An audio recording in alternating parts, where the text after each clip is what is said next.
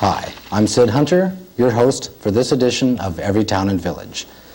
As you may know from our previous shows in this series, we are presenting programs on various spiritual subject matters in the hope that we might make a contribution to the advancement of consciousness for all human beings and promote the highest spiritual principles. Today, we are very fortunate to have with us His Divine Grace, Srila Gopal Krishna Goswami, one of the spiritual masters or gurus of the Hare Krishna movement, and a governing body commissioner. Welcome to the show, Maharaj. Hi, Sid. Now, Maharaj, I understand you have been in charge of the Bombay Center for the International Society for Krishna Consciousness for a number of years now. Can you tell us how it all got started? It was Srila Prabhupada's desire that an important preaching center be established in Bombay. There's a very interesting story in this connection. Srila Prabhupada was struggling to establish Krishna consciousness in India before he went to the West.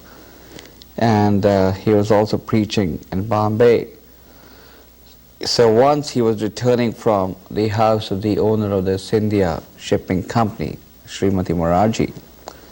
She only stays a few blocks from our temple. And Srila Prabhupada passed by what is now known as the Hare Krishna land. And he saw this beautiful land. At that time, it had a lot of trees in it. And he just expressed to the Lord that if the Lord desires, he may be able to build a very nice temple for the Lord. And Bombay being a very important city, it is also known as the gateway of India. Srila Prabhupada felt that if we had a very powerful preaching cultural center here, that would help in establishing Krishna consciousness and in bringing people towards Lord Krishna. Let's take a look at that now.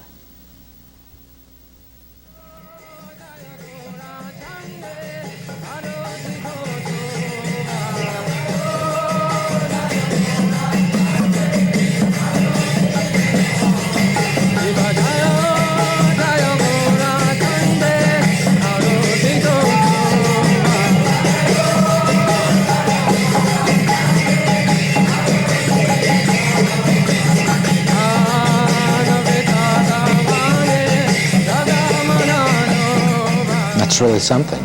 Who designed it?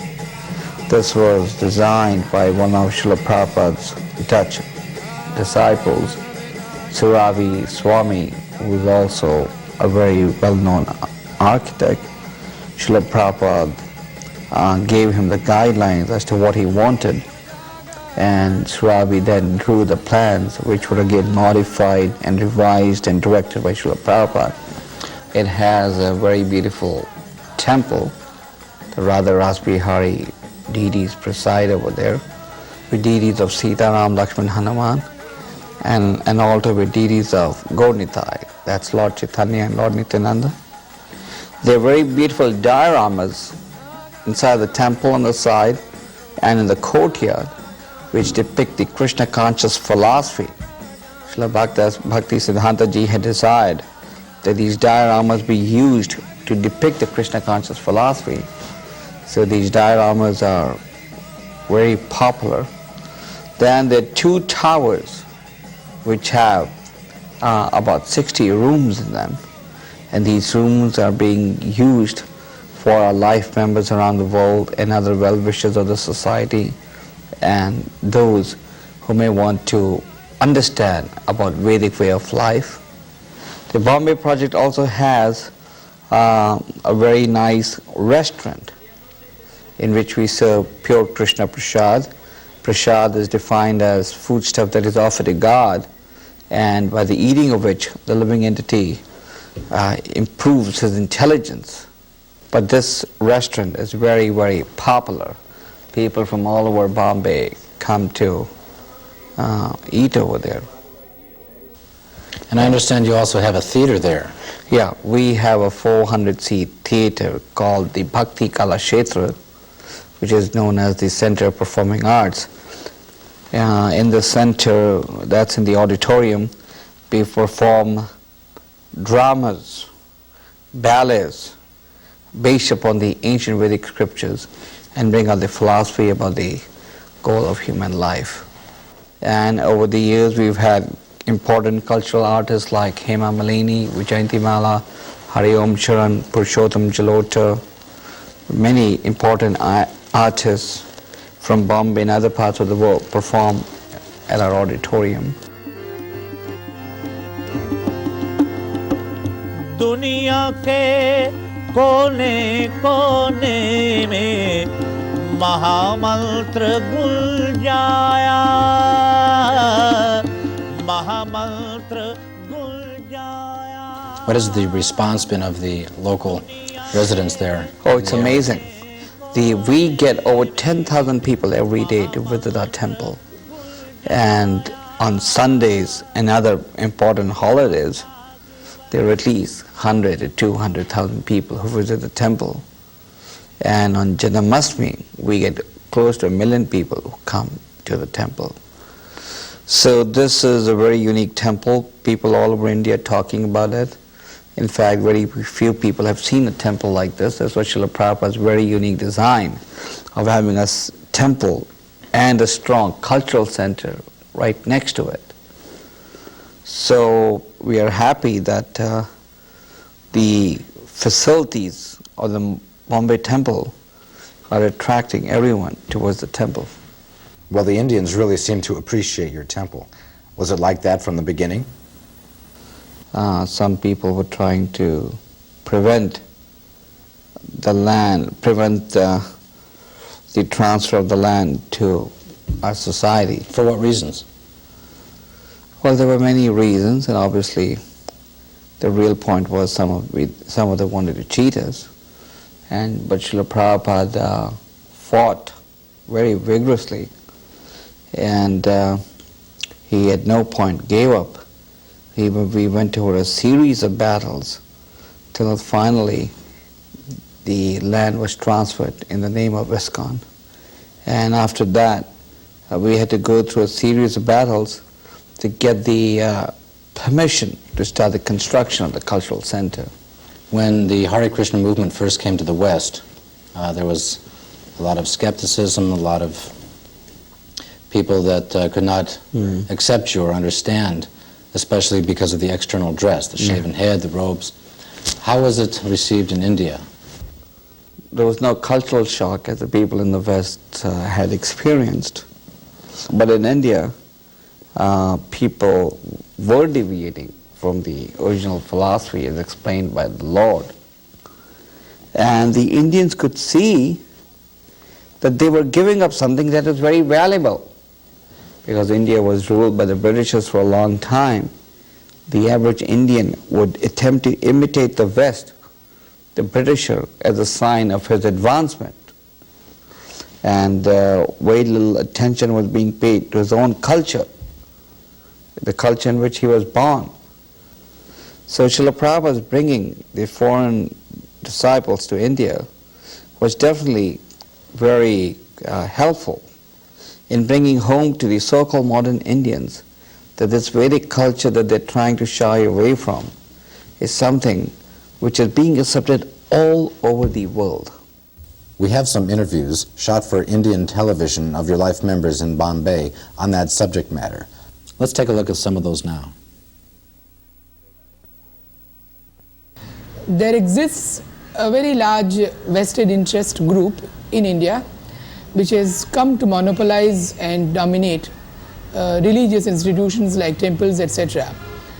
This really has been the undoing of the Hindu religion, with the result that more and more Hindus have taken to conversions to other religions like Christianity, Islam, etc. And these vested interests have given their own interpretations to religious matters, religious principles, and what has been enunciated in epics like Bhagavatam or in Gita. They have tried to pose as agents of God on earth and have created a sort of an empire for themselves. And since any such enlightened movement, like the movement that is envisaged by Sri Prabhupada, could mean a bit of a threat to their own vested groups and interests, they are naturally opposed to this movement, and they have tried to vilify it, and they have tried to present it in as wrong a light as they could. Unfortunately, I was away from India, and I left this Krishna consciousness for a while. I started following and checking with other types of religions, including Marxism. I became a member of the University of London Students' Union, Buddhist societies, checked also Christian teachings. And we, as Indians, were rather surprised that people in America could become so quickly Krishna conscious. But they knew that they were following the right, authentic and authorized movement, which is true love of God. Now, many people don't understand who is Lord Krishna, and therefore they get confused. In their confusion, they start assigning their own meanings. This happens even to the greatest of scholars we had in our country.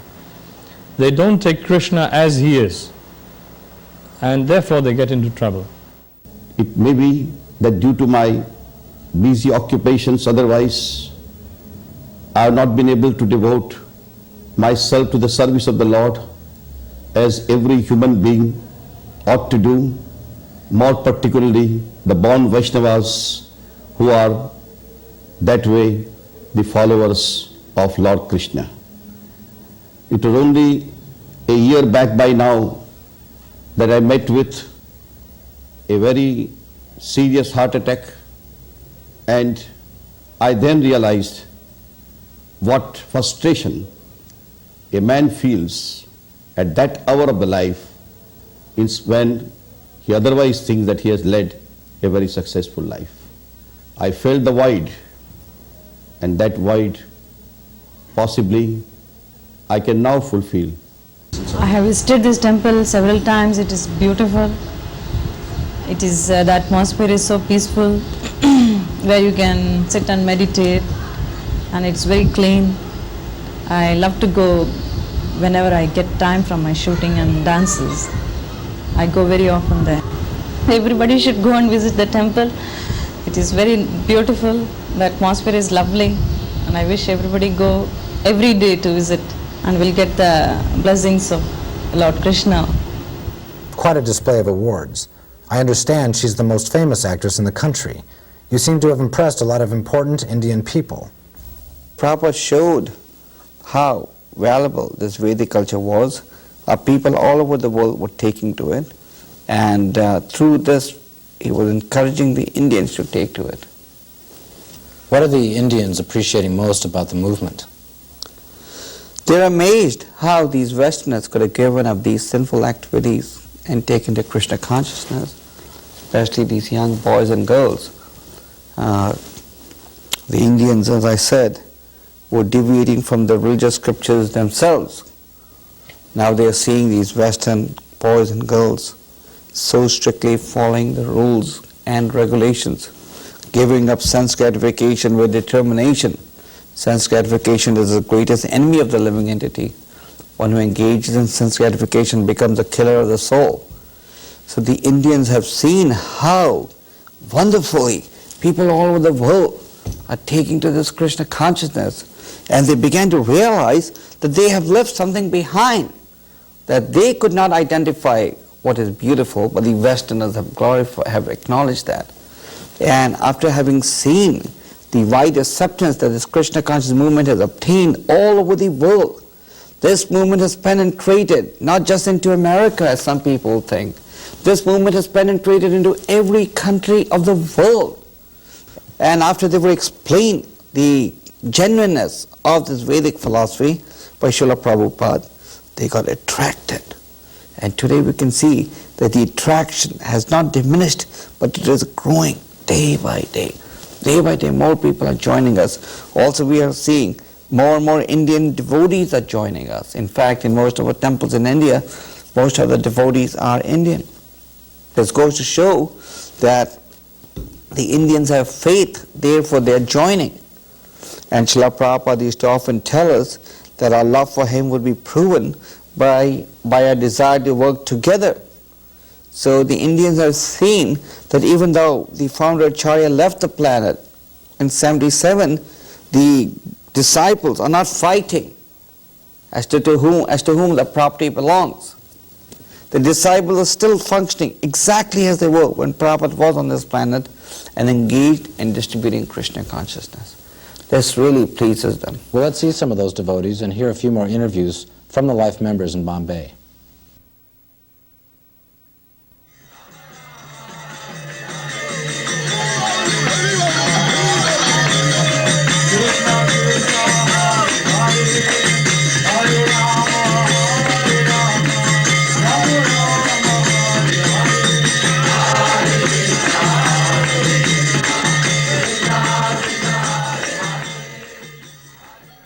My husband and I have been associated with Prabhupada ever since he began this Krishna consciousness movement.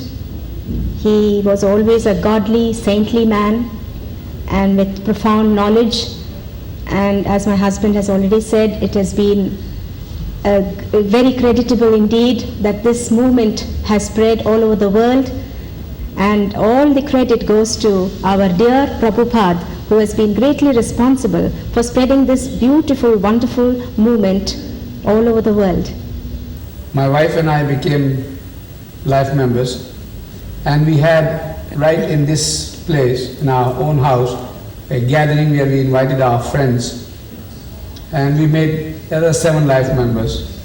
And I feel it is his great magnetic personality and his great knowledge, profound knowledge of Vedas that has attracted people from all walks of life.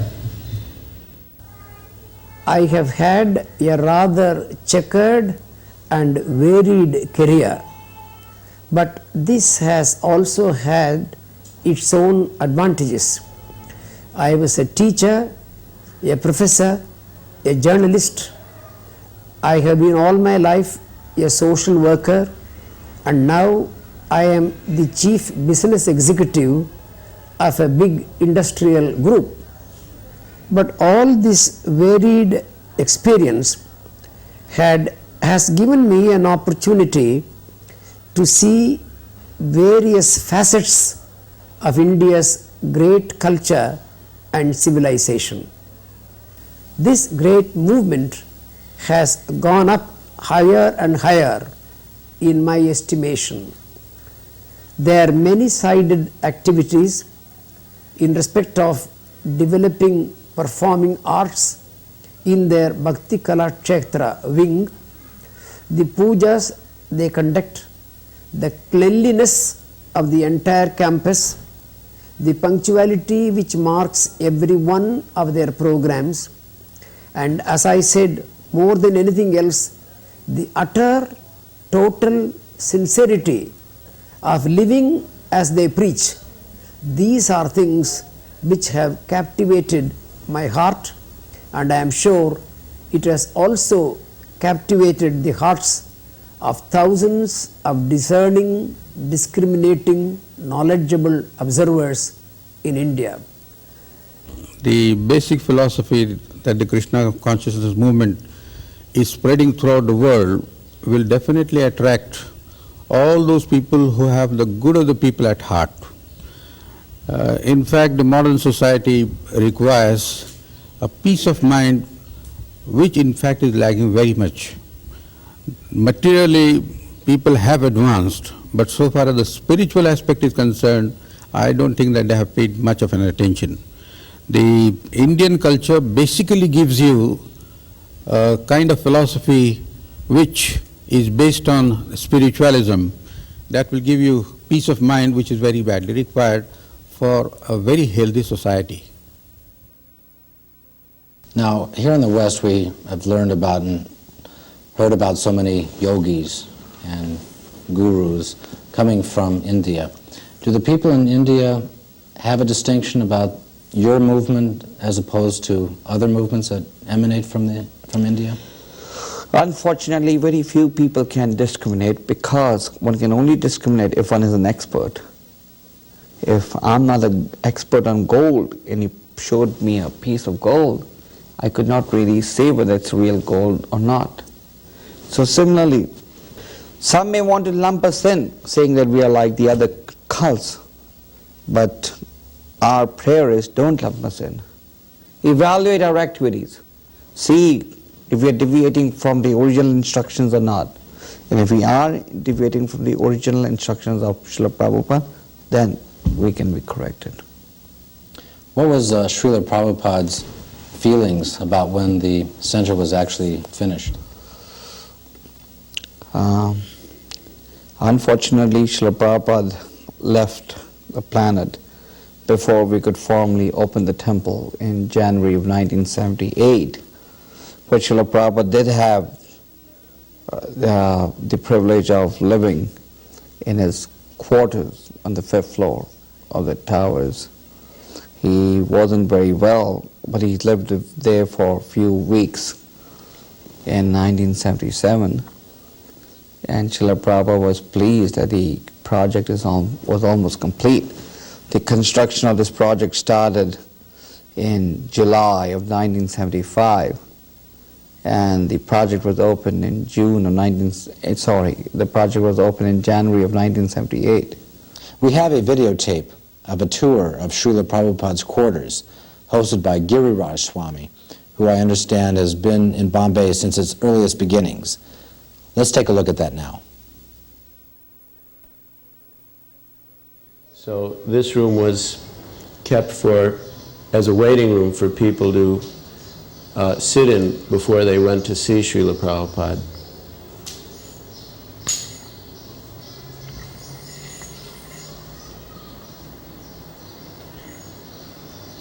Of course, now since Srila Prabhupada's disappearance, we're keeping these rooms as a memorial tribute to his divine grace.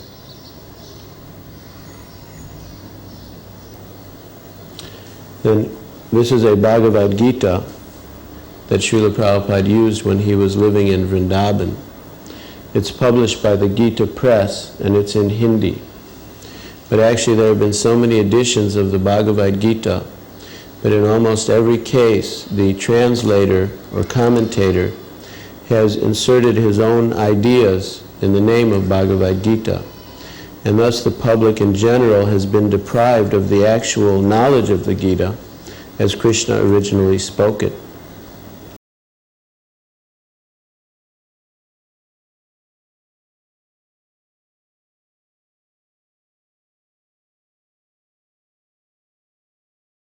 Of Bhagavad Gita, called Bhagavad Gita as it is, which is now being published and distributed throughout the world.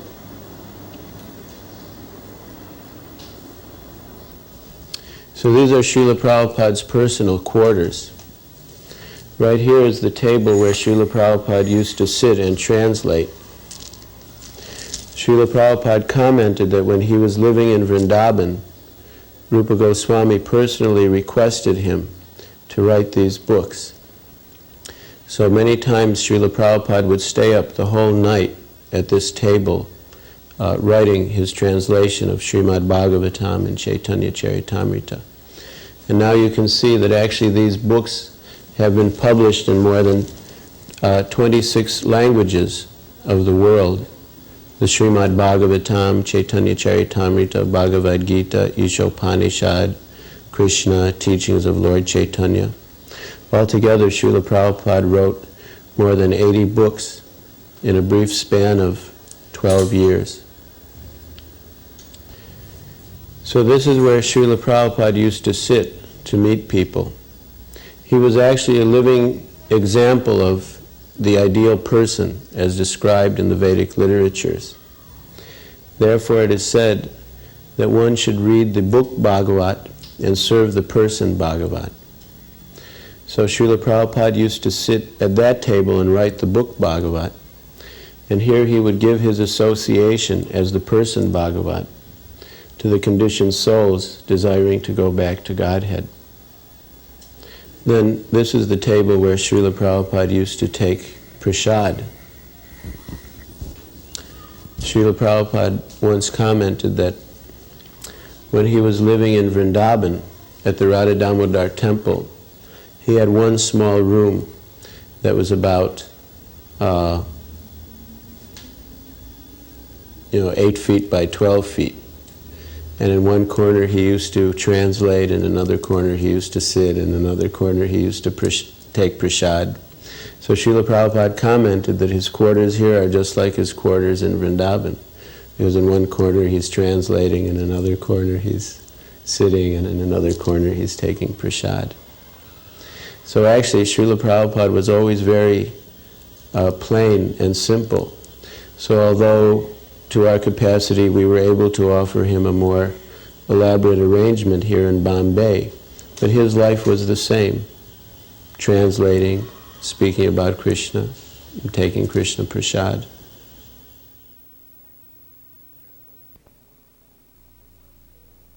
Can anyone come to the temple and observe and study Krishna consciousness?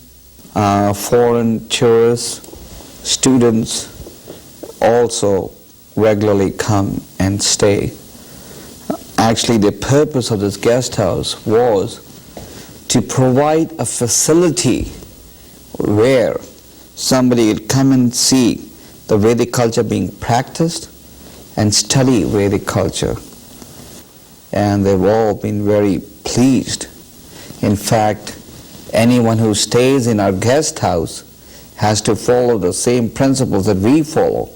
Like he has to abstain from eating meat, fish, or eggs in the guest house. He cannot engage in gambling or taking of intoxication. So we want to keep the purity even in the guest house, plus you can hear lectures and kirtans in the room all day. So the whole purpose is to create a spiritual atmosphere. So anyone who walks into the Hare Krishna land, into the Hare Krishna project in Juhu, will examine the purpose of human life, will think about chanting Hare Krishna, will think about giving up sinful activities, and will think about establishing his relationship with God. That is the whole purpose of the Hare Krishna project at the Hare Krishna land. And Sid, if you ever get a little time, you're also welcome to come and experience a very pleasant stay in the Bombay temple. Well, I may take you up on that invitation. And I want to thank you for being on our show. And thank you for watching Every Town and Village.